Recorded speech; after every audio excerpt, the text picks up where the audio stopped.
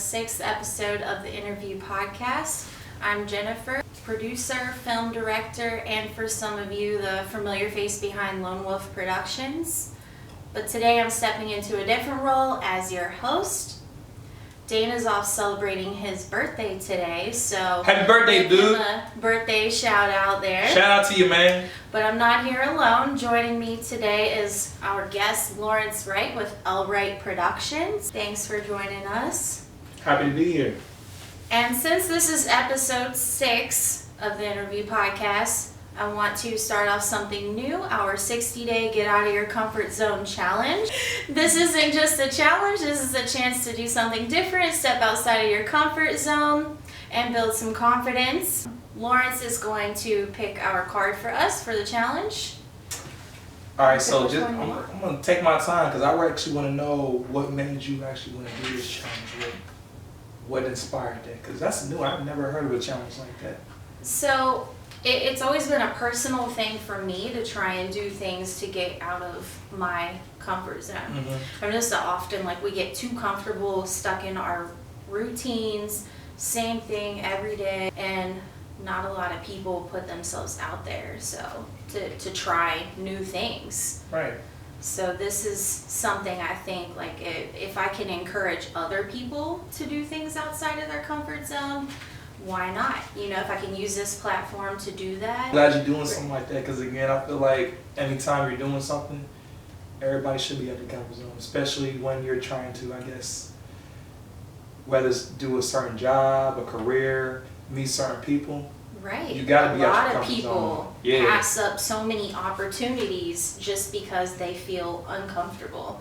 But some of the best things happen when you're uncomfortable, when you get out of that comfort zone and try new things.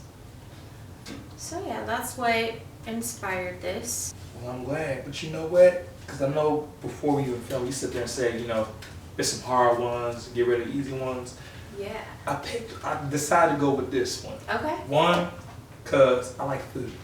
Okay? Yeah. And when I was a kid, there were certain foods and sandwiches we made just to, do it.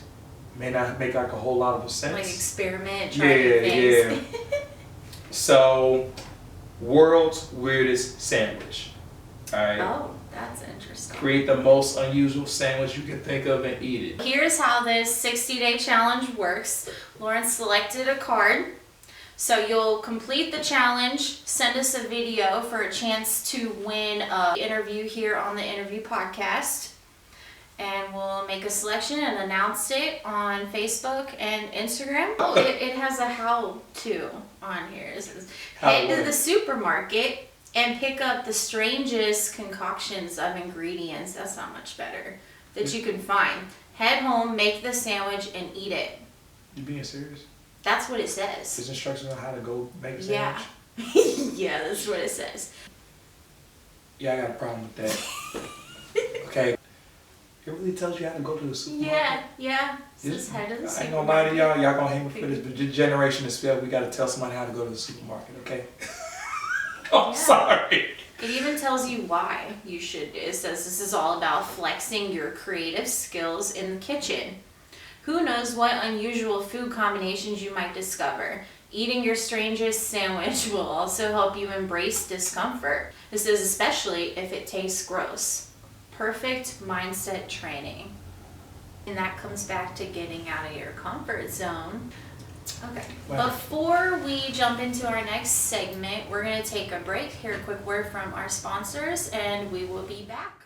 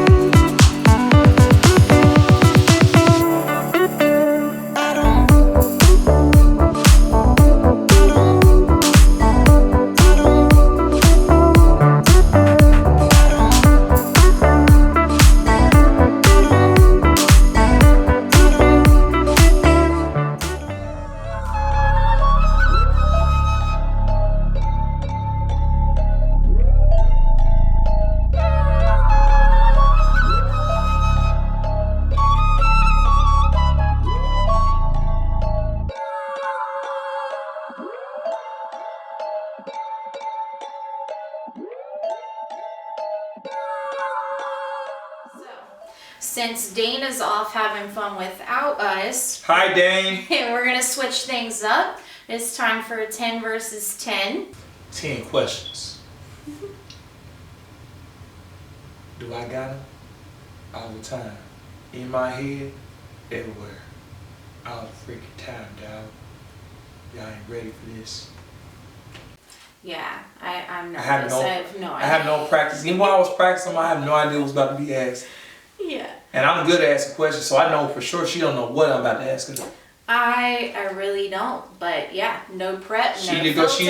she's either gonna laugh. Well, let's not say fall asleep, but she gonna laugh. Something gonna happen. We don't know. Just raw, unfiltered conversations. So Roll with it. let's get to it. Yeah. I might cue that in there somewhere. Okay, so my guests and I each have 10 questions. No filter, no prep, just raw, unfiltered conversation. Neither one of us know what each other's gonna ask. All right, my first question. No cheating. I want you reading my notes and I'm reading. First of all, I don't need to cheat. How do you incorporate lighting and color into your photography and videography? That's a good question. And if you haven't seen his work, you need to check it out because the way he throws all these different colors and dramatic lighting and things into his photography and stuff is amazing. Like, when you learn your camera, it opens up so many different things, right? yeah, that's true. You know, the settings, the aperture, the ISO, the shutter speed. Mm-hmm. When you know all those basic things, then you can start playing with lighting, and then understanding the environment, manipulating the lighting, and I guess also making sure your model or client is not afraid to think out the box. Yeah. You know, I think that's been the biggest thing for me. Like, I want to say, really learning the lighting has been researched, but it's also by accident. I had no idea you can use 1, 2, 3, 4 lights for a certain scene, and it made me want to learn more. So, you know, obviously, you know, with the school I went to, it wasn't giving me knowledge of video and photography, so I took the knowledge of learning about it myself. And I just wanted to be different. And then the thing was, and I'll say this too, the thing was that most of the stuff, I guess you want to say, it's more Photoshop than Lightroom. Okay. But I wanted to be able to learn the ability of how to do it at the first shot, you know what I mean? Even some of like the colors and stuff, like you don't use gels.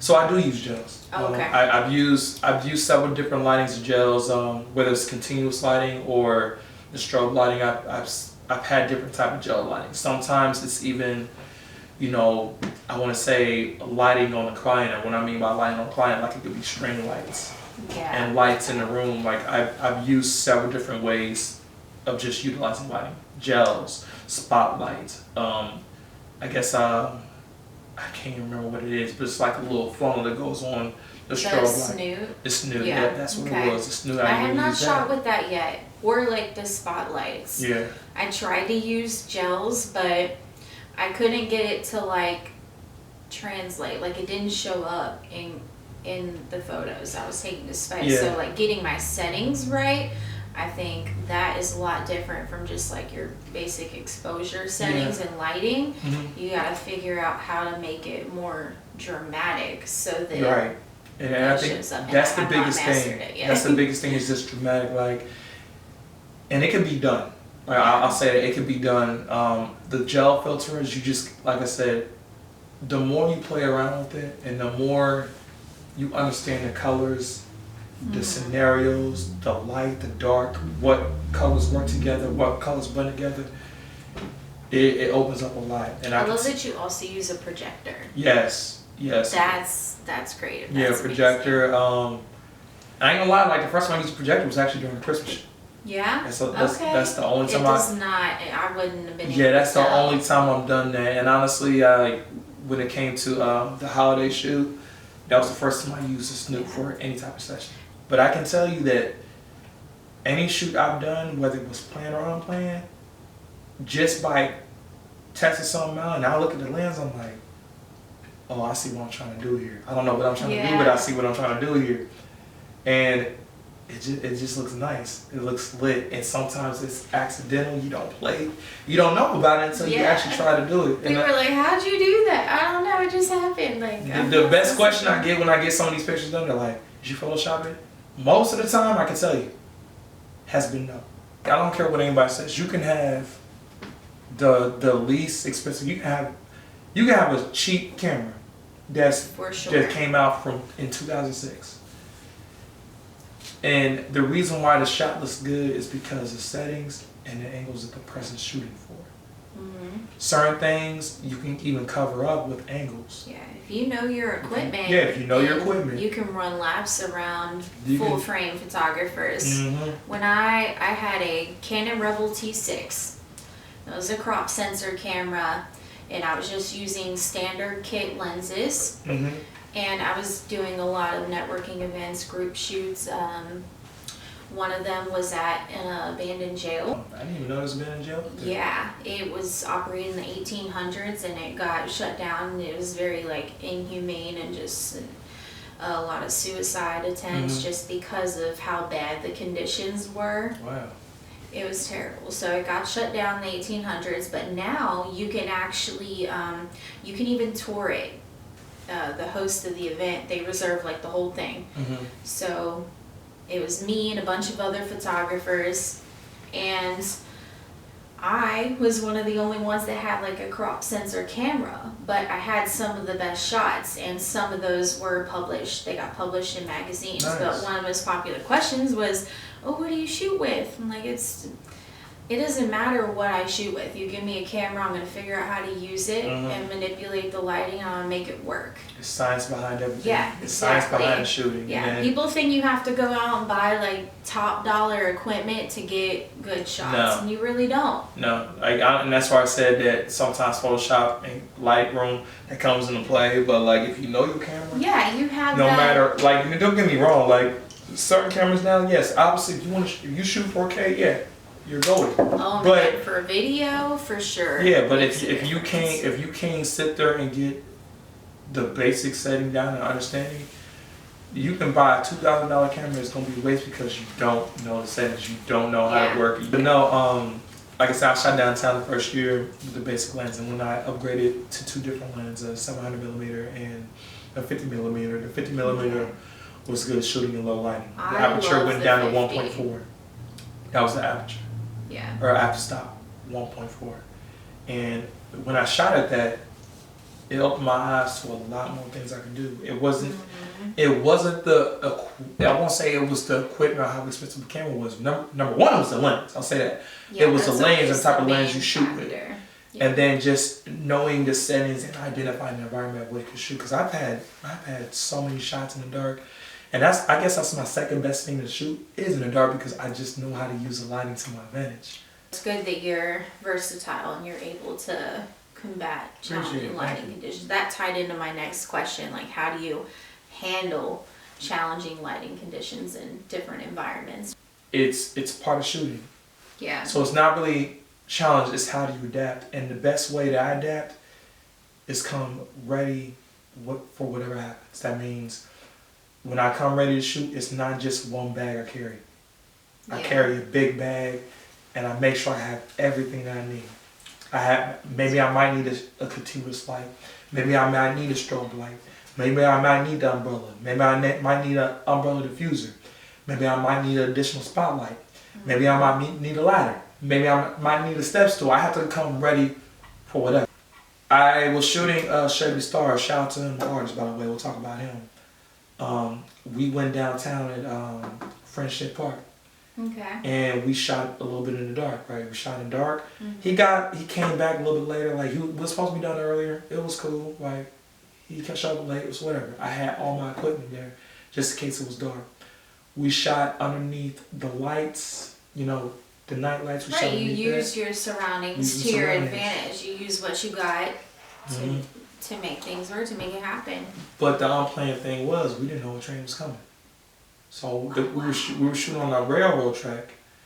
Okay. And then out of nowhere, a train just started coming on track. Me and him was talking at the same time. Yeah. He was like, "Can we shoot the trainer moving?" I mean, reaction was, I'm like, "Fuck yeah, let's do it." Do you have those shots? I do. I've shot on tracks, but I haven't like been in that position of having like a train come. But I definitely would have seized that opportunity as well. Yeah. It was different. Like, it was definitely unexpected, but we made it work. Yeah. And it definitely looked good. He was happy about it. We got another one we're working on as well. Yeah. They match the picture that you're trying to paint. Yeah. And that's where it That comes too. to. That's where it comes to clients. Kind of with the activity we talked about. Yeah. Stepping out their comfort zone. Dare to be different. Exactly. Dare to Without that creativity and sharing that same vision, Yes, you just. it would not be possible. You wouldn't have got those shots. Yeah, and like honestly, when it comes to shooting, he's done shoots, but not like mine. And he stepped out of his comfort zone. We've done so many different things. Like we've done. He came to my studio one day because we wanted to work on a couple promotional shoots for him. Okay. And then we utilized. It was shot mainly in the dark, and this is where we go back to utilize the lighting we have. I had a purple light and a green light shooting, and we had this crazy idea, right? I had him and another friend of mine, Brittany, aka Egypt, one of the best all-around bartenders that I know. Also, not afraid to be on camera. Shout out to you, Chevy. Shout out to you, Brittany. I gotta sit there and throw my shot because I'm talking about y'all right now. Like we had this, I just had through this idea. I said, Chevy, let me take my shirt off, bro, and let's throw some water on there, like through water on the body and stuff like that. And then I told Egypt to go ahead, and I told her kind of like, I don't even know how to say it, but I basically told her to put her ass in his face a little bit. It was definitely different. Like I've never done like that for an artist or in general. I was just like, it was just like for an album cover or like just for the hell of it for promotional use. I was like, oh, this shit look good. And when he saw it, and when she saw it, like, damn, what the fuck? Like it was, and the thing is, it was never planned. I was in a mode and I wanted to do different, so I was like, let's make it happen. I love, like, I have some of my clients, like, I get to see, like, their stuff hung up, my pictures hung up in their homes and stuff. I'm like, that's so cool. And when they talk about it, when they share it, it makes you feel good. Yeah. It makes you feel good inside here because you put the passion behind what you do. Yeah. And just the fact that they are promoting you, talking about you. So I asked my first question, so now it's your turn. So first question for me is, being a photographer, videographer, obviously we know how planning is, we know how it works with clients and stuff. But has there ever been a time where you start to work with a client and you just had to say, cut the shoot because of the energy and the respect they were giving you? Where you just had to shut everything down? At that point, you didn't care about money. You didn't care about, work from them. It was a respect issue. Unfortunately, more than once, and not just like as a photographer and videographer, but as a model too. I've been in some uncomfortable situations. As a model, I've had males come on to me, like hit on me during shoots. When you're in the zone, you're shooting and you just want to create and it's professional, and somebody goes out of their way to be unprofessional, it just messes up the whole vibe. And that can translate through your photos or through your work, even like as a photographer. Exactly. So let's elaborate on that. Yeah. When you sit there and say you shut it down, what was the worst thing that was said to you from a client and made you so uncomfortable where you just said, you know what, and I'm not just talking about photographer, it could be as a model or anything. What was the worst thing that was said to where you just like, nah, you just have to walk away, cut your losses? Whatever. I wouldn't say it was so much said, but actions. I was covering an event, this was about 2 years ago. I was there taking pictures from one of their events, so it was just regular event coverage with a photo booth setup. So I had a backdrop and lighting, and they came through and take their pictures with me as they leave. And so I was packing up, leaving. One of the security that was staffed for the night had helped me out to my car. I was assaulted by this person. It was a very scary situation. And you would think like, even as like an event owner, you know, or anyone hosting an event, if you hire staff, you know, you want to make sure that they're good people, they're reputable.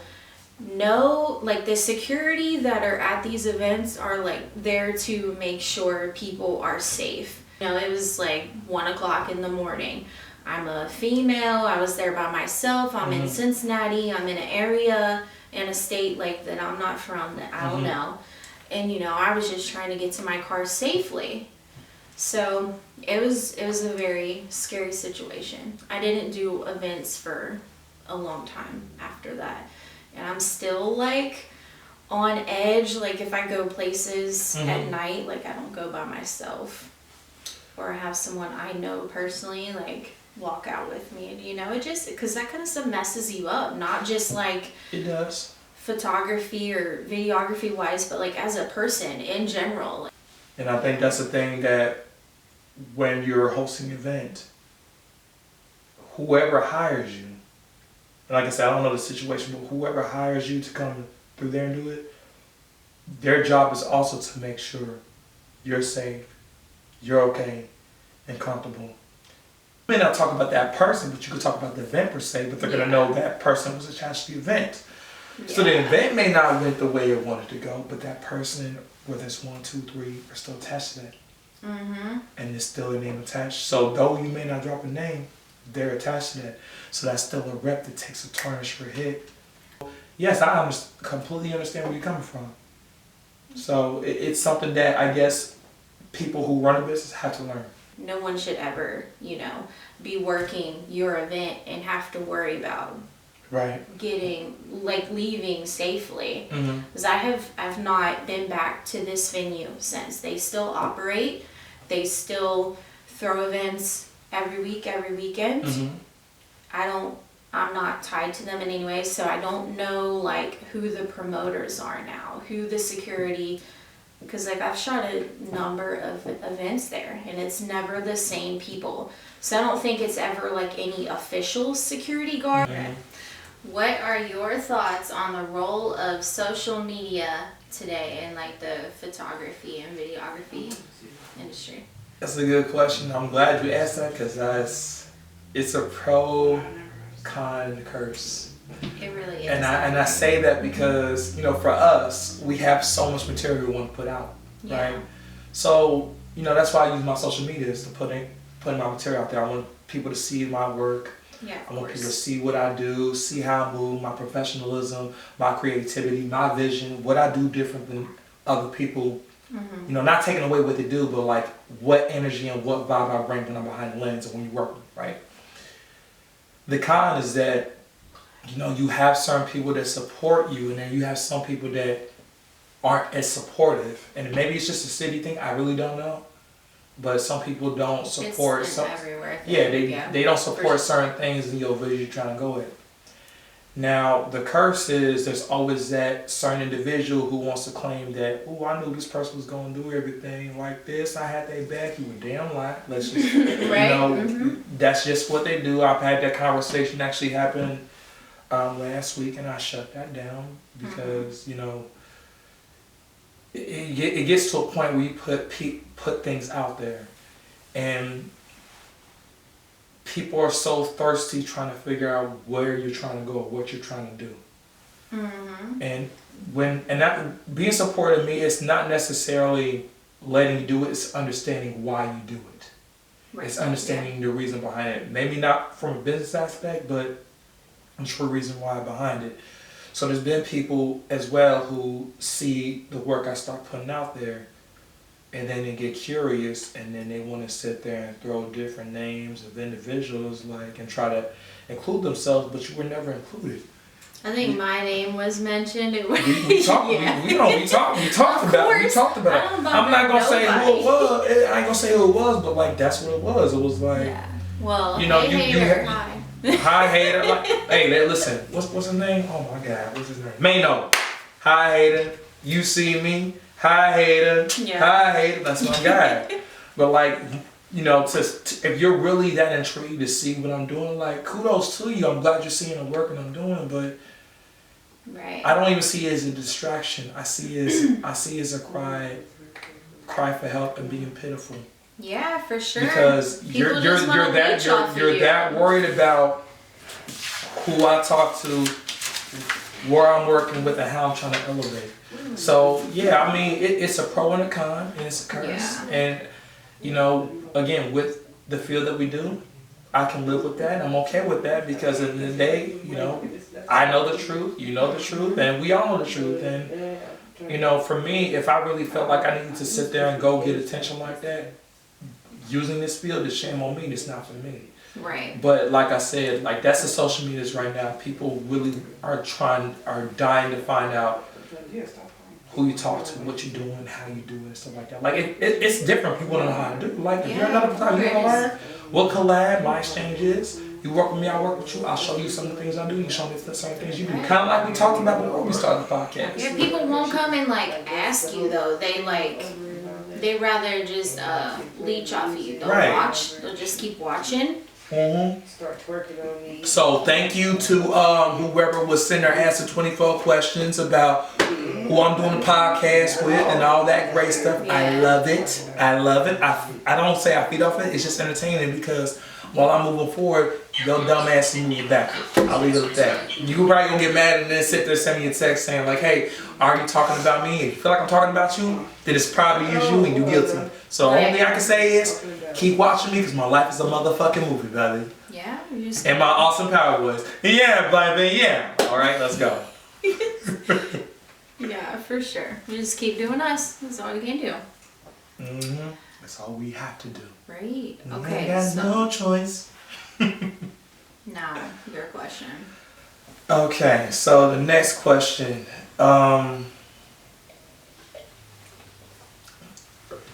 If there was one type of shoot that you were actually trying to do, and when I say shoot, a photo session, what would it be and why? Define type. Like, when I say type, whatever comes to your mind that you want, that you have a vision to do, but you haven't had an opportunity to do.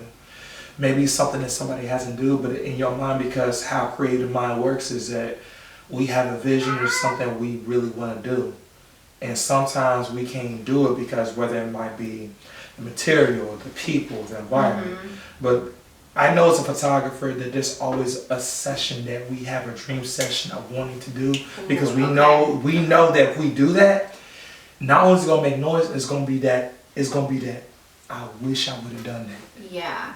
Okay. I would say silhouette boudoir. That's one that I have not done, but I want to. So why? What leads to silhouette boudoir? Boudoir. Boudoir. See, it's so French. I can't say it. Only thing I can say is French fries and bonjour. Most people just say lingerie photos or whatever. Just like that one saying. Aries, shut the fuck up. Aries saying boudoir lingerie.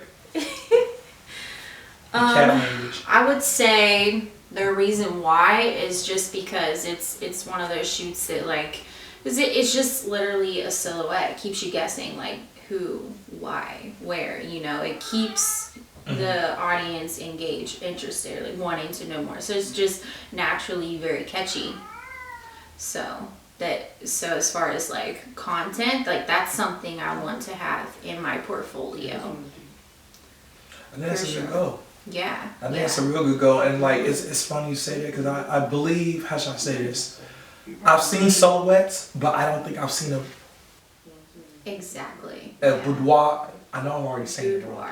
Boudoir. Yeah, now you got it. I mean, it's funny you say it because, like I said, like I've seen silhouette sessions, but not like that. And I'm glad you're thinking outside the box, being creative like that, because I haven't seen it yet. I'm sure it can be done. Yeah. If it hasn't been done. Another reason why is because like, you know, social media is such a pain in the ass with like restricting your content and flagging you for different things, but you can't do much with a silhouette. Like that does not pick up or, you know, translate there. Like, oh, like this is nude. Like she could be completely naked, but you can't see nothing. It's a Right. silhouette. Because I can't really post a lot of my boudoir content. Is just on my website because I can't post it on Facebook or Instagram because I get flagged. So You been flagged? yeah, so like nudity and violence, you get flagged for all that kind of stuff on Facebook or So Instagram. how do other people get by it?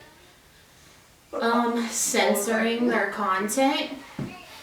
Sometimes random dumb shit still gets flagged. Some people just get away with it, and I'm like, what the hell? But me, no. It's like I'm on the radar or something. Because anytime I post something slightly risky, even like my modeling content, like flagged. Yeah, I've never experienced that because like even when I did my UV light, Yeah, I've never, that's cool. That's also on my I've never bucket did it. list. Yeah, that was my.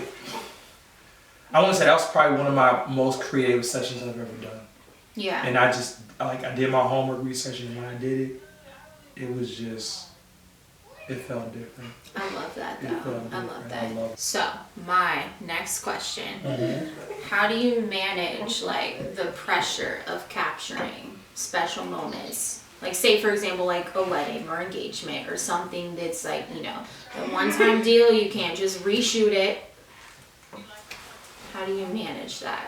I won't say managing because You keep changing my words. no. You said, I won't say this. I won't say that. Listen, because it's how I think, right? But it's But the way I see it, I don't see pressure. yeah. Maybe earlier starting now, but I already see certain things. Like that's a point of getting there early.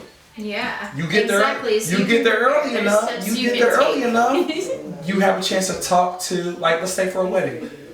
You get there early enough. You have a chance to talk to the wedding. So what he's saying is there's no pressure when you're prepared. Hell no. My next question is, as a model, I usually just do like big drip. if you could do a certain session that stands out, like eliminate silhouette. I know you talked about doing a session doing silhouette, Yeah. but as a model, what is the dream session you haven't done but want to do, and why?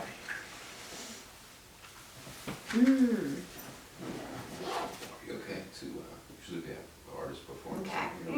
Yeah, that's cool. All right. I've been wanting to do like more like so I haven't done anything like streetwear, fashion, very urban type vibes, and that's just me. Like that's my go-to. That's how I dress, and just very laid back. Like I feel like I would naturally be able to like shoot that no problem, you know, because sometimes I get nervous in front of the camera. That's one of my biggest bucket list things to shoot. Pause. Why do you get nervous in front of the camera? So, see, this is one of those things. You have, like, Please for tell you, the truth. For you, Tell the it's truth. okay. For me, like I'm just a dude wearing a freaking leopard print blazer. Ain't nothing to be nervous about. No, you can get nervous in front of the camera. I mean, so I started modeling though with like boudoir, so that's you just like straight to it, like you damn near wearing nothing. So it takes like to get used to that and just you're in a very vulnerable that get out of your comfort zone. I'm like, if I'm gonna do this, I'm gonna be all in and just start with the most uncomfortable first and just get that out of the way, and then everything else, you know, come easy. Interesting. So that's what I did. So you did the most uncomfortable shoot versus doing the least comfortable. Like, Yeah. interesting. I've never heard Sure that. did. So I started with boudoir. So now there's some other things like the urban streetwear type stuff I want to do. And there's a lot of Cincinnati designers. P is one of them. She has her own clothing line too. Like artists that Designs? yeah. Oh, I didn't know that. Yeah, and I want to model a lot of these like local designers and get them more exposure as well. They're so talented. I love their designs. So if I can tie that into like one of my goal shoots, oh yeah. So what does like a typical morning routine look like for you? Like you're always on go, and I want to know what's your secret? Do you ever sleep? I You sleep. sleep standing up. I sleep. I You sleep. work when you sleep? I do work when I sleep. Okay. Because, you know, when I get up, do my work, Get off of work, I go straight into making content. So whether it's the series that I'm working on or a photography shoot I'm working on, the grind doesn't stop. Yeah. So you think never like stops. the immense amount of energy that you have, does that come from just, you think, like habit, just doing it so much and staying in that routine? Yeah, I think it's just, stay hungry. Okay. You stay hungry, you stay at it. The more you do it, and then you have this mentality like where instead of saying I have to do this, or I want to do this, I got to do it. You know what I mean? Like this from have to want to got to. Okay. I gotta do it because I can't move on to the next project if I don't do it. But more of the reason why it's that I gotta do a mentality. Like I gotta do it, I gotta knock it out the way, let me get on to the next project. Right. So what's your favorite productivity hack for entrepreneurs? I know this kind of ties into the last question, but yeah, I'm asking for myself. My productivity hack? Yeah. Man, like how do you stay consistent in what you do? Aside from, I know a big part of that is your mindset and your habit. It's two things, and it's probably on a deeper level. My daughter, number one. Okay, so family motivated for sure. I'm not even gonna say family. Yeah. My daughter is your daughter specifically. My daughter's my main motivation. His twin. My daughter is my biggest inspiration when it comes to doing this because I've always had that mindset where you have, if you want to do something, there's nobody telling you that you can't do it. Right. But yourself. Of course. And I want her to know that to be successful or to reach a goal, you don't have to go to school. Yeah. You don't have to, you don't have to sit there and have certain certificate requirements. You just have to have the mindset and the knowledge, and the doors open up itself. And I want that from her. That in her and setting the bar, setting a good example. Because she's into music, and I want her to understand that when it comes to music, you don't have to go to school. You don't know have to, plenty of good music mentors. Right. Just saying. I do. Yeah. I just don't want her to, go to feel like, I want to go to school for music. Yeah. You can literally do music. All you have to do is do the research and the knowledge. And she's been one of my biggest inspirations. And my other inspiration is my brother who passed a few years ago. He had he was a musician, right? Like he loved music, loved playing the drums, loved reggae. And he was huge on it. And then when he told, like I said, this is deeper because I was mad at him for a while, and when I was younger, I didn't understand why he wasn't around at times. I didn't know. But at the end of the day, he was following his passion. His passion was music. Like he's done things that some people wish they could have done. Like he's been to Jamaica, That's amazing. traveled, done live performances and stuff like that. And from when because I was going through my own trials, I put it like that. I was going through my own trials of life. Of course. And when I got the call, I was actually I was in intervention. And Mom was the one that called me about the news. And when I heard it, it hit me. Because the relationship we had, for a while I was mad at him. Yeah. I was upset. And it took me a while to understand why. And it did something to me inside. I guess I'll say it did a lot. Yeah. It did something to me deep down. And, when I got out of intervention, I was able to attend the viewing. But before I attended the viewing, I had to mourn myself. Right. I didn't at that time. I didn't really have anybody to talk to because there was nobody who could relate to me. I put it like that. Even the family or something like that, there was really nobody who could relate to me. And my cousin, I'll never forget it. I'll never forget this story. I'll never forget it. But I was in 3210. I was with my friend Desi. Was talking and everything like that. And cousin because to him he was like a brother to him. Like they were cousins, but they had the same passion of music. They had the same passion of being vision. Yeah. And when he called me and he told me that that it was like close to his last words. He was talking about me, and he said to my cousin Davin that he was just so proud of me. No. He was proud of me that he was proud of me that the moves I was making. I was trying not to fit in with everybody else. I was trying to stand out. Yeah, and that still You know, remains true.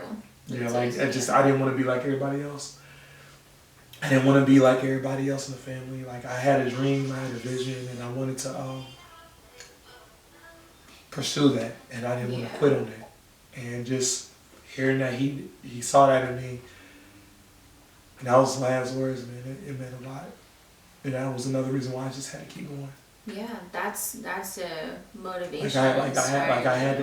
It was more like, honestly, it was more than a motivation. It was like, this made you the person that you are today. Because you gotta think, like, I don't know how many people go through something like that and just the last words they hear is that they proud of you.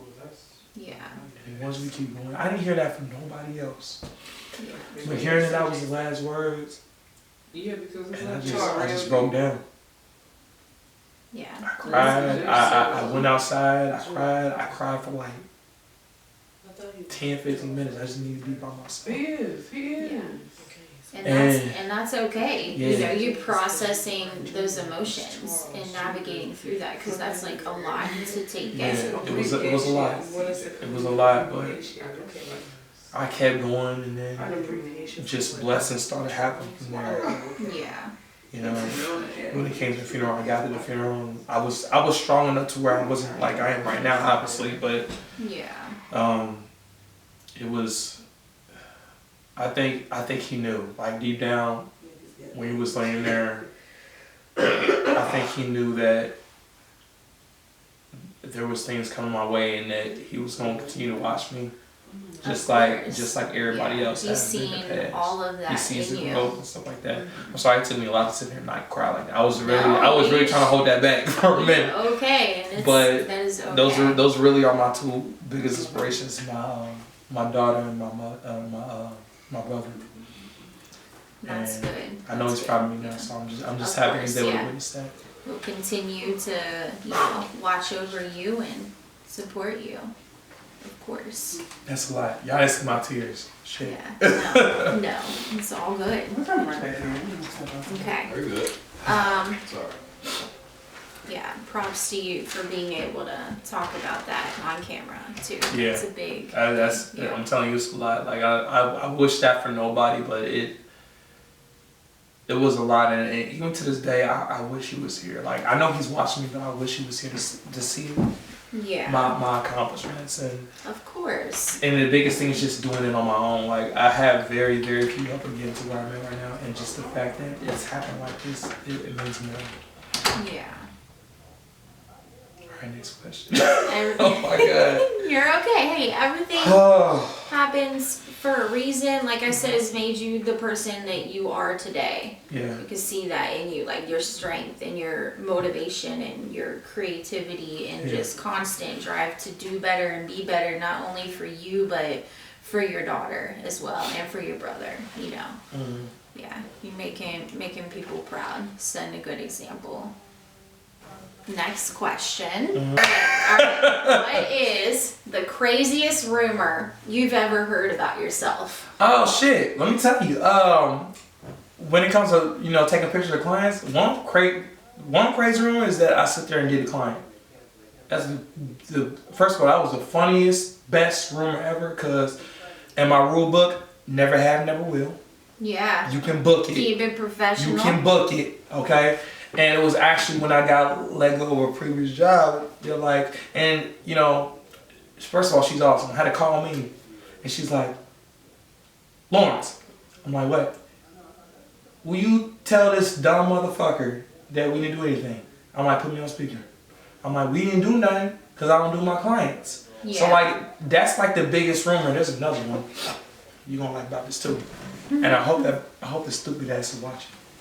Probably. Yeah, They're always probably watching. Always But watching. like, you know, the rumor was about before I got on this podcast, Yeah. that certain things happened.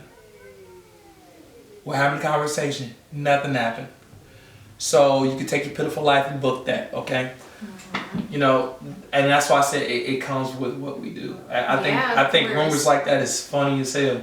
It's funny as hell. Like, it's, you gotta have thick skin funny. for like what we do this business, You really because there's do. always going to be somebody hating or jealous or. hating and jealous ain't the word. I mean, there's a You lot of wish. words. Yeah, there's You a lot wish. of words I could use for that, but. We supposed to be loud on the script to use those words. Yeah. Like, shoot, I'm taking pictures. And I'm sitting here like, I'm getting a freaking random call, like text, like, I see this person, such and such, sitting here talking to you, trying to, you know, invite you and stuff. I'm like, and? Yeah. What the And I'm not problem is? surprised, like, cause I put That's what I'm myself saying. in so many rooms and I've kicked through so many doors and stuff, and I'm like, I don't care, you know, it's networking. Mhm. So as you go through all those trials and things, you figure out who to work with and who not to work with. And there's a longer list of who not to work with, unfortunately. I And don't mean cut you up, but not even just who to work with, yeah. who's in your circle. Because you can sit Right, there and yeah. you could have somebody who's so-called friend in your circle, but That is one of the say something like biggest lessons is like in networking especially, people think bigger and better, but that's not the case. Last question. What is the most outrageous thing Mhm. that you've ever done for love or friendship? This one's personal. Wow. Shit. This one's personal. Man, what the most outrageous thing I've done for love and friendship? Yeah. We talking about with business or just like in general? No, this is personal. Oh my god, that's funny as hell. Oh man. There's so much shit. I'm gonna say what I did recently. Okay. Actually, I'm gonna say two different things. Fuck that. Cause I gotta give the people something to laugh about, okay? And I was younger, so this was stupid. First of all, it was stupid. It was so stupid. I don't regret it, but I regret it. It's the same thing. So like, I went to Kroger. I was at Kroger, right? Mm-hmm. Somebody used to work at Kroger, and like, we was going through some shit, right? I was a dumbass. I made a bad decision. I made a bad thing. I did stupid shit. So I found out she was working at Kroger, right? And then my dumbass, I went in there with like flowers and shit, right? Mm-hmm. Fuck it. I still laugh about it to this day because I'm like, what the hell is wrong with me? I got like a soft side of me. I look back at that, I think that was the day I'm like, woke up, I'm like, man, I'm about to be hard ass now, fuck it. So I went to Kroger, and then I had the flowers and shit. And I just, okay, this is just the dumbest shit I ever did. I seriously regret doing it. I went in there, I'm like, I wonder if they're making I made it vocal. Please. Please. Please don't quit on us. I'm here to win it. Don't leave us. Don't do it. I really care about you and shit like that. I don't know if I had too many drinks. I really don't know. It was a bad day. I was just like, first of all, this is in Kroger. Out of all places, Kroger. You would think it would be like a movie and some shit. Yeah. In a parking lot. This was in fucking Kroger. That's funny. My dumb ass went in there and it was just, I don't even know. I can't remember what I was wearing. You announce it to the whole store. Yeah, I'm just looking like, I'm looking stupid. Like, I'm looking stupid as hell. She's like, stop. That's We'll talk about when I leave. I clock out of here. Shut the fuck up and get out of here. Like, well, so lesson learned. I'm gonna tell y'all what, lesson learned. Don't ever do that shit. Right? If you do that shit, do it private. Don't ever do that shit, especially if it's Kroger. Not in Kroger's. I definitely would have done it with this one, but I don't know what the fuck was wrong with me. I was younger. I was stupid. That's Right. We may make mistakes, okay? But now the recent thing I've done, Valentine's Day, right? Yeah. This is all me. That's why I say I think I was born with And creative. this like current relationship. No, not relationship. We're not no relationship right now. Okay. Like, I'll say dating process. Got you. Dating process, like it's been a while since I dated for Valentine's Day. So this past Valentine's. Yeah. Okay, So it was like, you know, it was like I had an idea. I was like, we was talking for a good minute, and I did something for Valentine's Day. I was like, let me go ahead and go to the store. I went to the store, got some balloons. I had some perfume and some fragrance and stuff like that. I got a teddy bear. I got Reese's cups. I don't even know why I got Reese's cups. I feel like I got it because I like Reese's. So she didn't eat them. You I would? mean, so they was. she didn't eat. No, so she didn't eat them. I ate most of them. I think she ate one, but I ate most of them. So like in a way, it was for her, but it was for me. In case she didn't eat them, because I didn't know. Like I was just kind of like, what the fuck am I gonna do? So I did that. So you're like past the what's your favorite color stage, but not the what's your favorite chocolate stage. I'm the favorite chocolate. I knew it was I'm the favorite chocolate at the end of the day. Maybe that's why she only ate one. I mean, I'm just saying. I mean, I won't say that's why. We'll cut that part. No, don't cut. No. Don't cut that. Don't cut that. I am the favorite chocolate. Okay. All right. I'm not caramel. What the fuck? Well, peanut butter. I said caramel. I'm stupid. But don't worry about that. Caramel? Is that what you was gonna say? I did say that I meant peanut butter, but peanut butter just even. Never mind. No further comments. I'm not gonna say nothing. keeping it PG-13. Yeah. But no, I did that, and she liked it. Actually, she cried when I did that. Oh. She cried when I did that. That's sweet. Yeah, so it was like, it was cool and everything. But this man out here like this, I'm just telling you, y'all don't know. There's one other thing, paying for somebody to get out of jail. Oh. I heard her laugh. What the fuck? Was that Dane? That was Dane. Yeah, I knew it was. Because I heard my ear has a pattern. I knew it didn't come from over here, so I heard behind the wall. I'm like, damn, that was fucking Dane. Yeah. Leave off camera, yeah. unless he introduces on camera. I'm just giving him shit because this is, He's dead. birthday weekend, basically. That's why you gotta give him shit. Yeah. Happy birthday weekend, brother man. Thank you, buddy. Yeah. Yes. Okay, so this, I'm done hosting. All right. Over it. No, I'm Done just kidding. hosting. Over it. This has been a great episode. Thank you for joining us here on the Interview Podcast. Facts. Tune in. Like her. Subscribe. You can go ahead and tell everyone where they can find you on social media. Absolutely. So this is about to be a lot. So, my name is Lawrence Wright, but I go by L Wright or L Wright Productions. My business page on Facebook is L Wright Productions LLC. My Facebook is Lawrence Wright. My IG is L Wright. That's LWRIGHTPROD Now, if you can't fucking understand what I said, please hit rewind. Go back through and say it again. Please, everyone. Okay. My personal Facebook, Lawrence Wright. You can hit me up. I'm not gonna give you my personal information because I already know how some of y'all stalkers are. He already has a Valentine. Mm-hmm. This chocolate's taken. Sorry, guys. This chocolate. Hey, listen. No. I have a Valentine. She knows who she is. But the chocolate is not taken until she solidifies it. Now, I ain't gonna lie to you. This shit hard, man. I'm trying to tell you. This shit hard. It's difficult. They could probably put me on 20 verse 1 photography shit. Y'all may not motherfucking win. I'm gonna tell y'all right now. Yeah. It's gonna be hard. It's gonna be totally stressful. hard. What, 20 verse 1? Asking 20 people what's your favorite color. Oh, like the show. Yeah. Hey, that man. sounds stressful. It ain't stressful. It's funny because you got some just pop up on there and just, they desperate. They gotta say some stupid stuff. Yeah. Fuck that. That's their thing. Yeah. We like natural over here. The Y'all Interview stop it. Podcast, this is our thing, and that's a wrap.